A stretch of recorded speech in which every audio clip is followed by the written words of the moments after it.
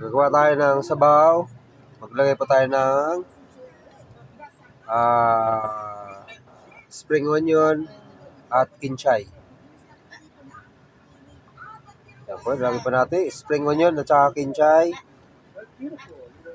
Yan po.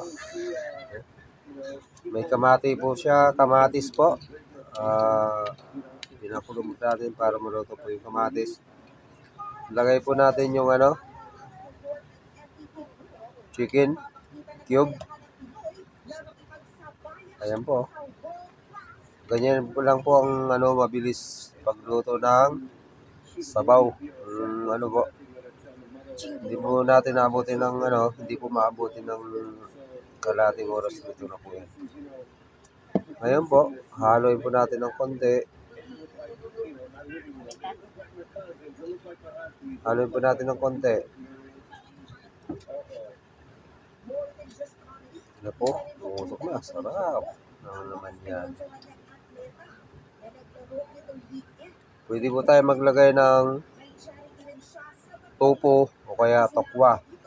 Pero ang nilalagay po natin ay topo. Lagay na po natin.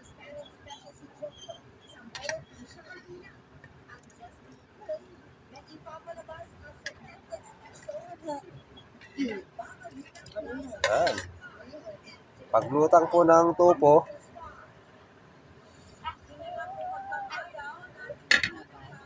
okay na po yung ating sabaw.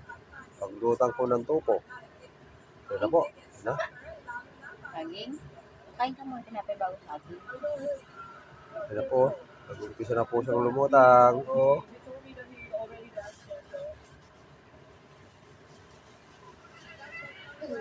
Ako.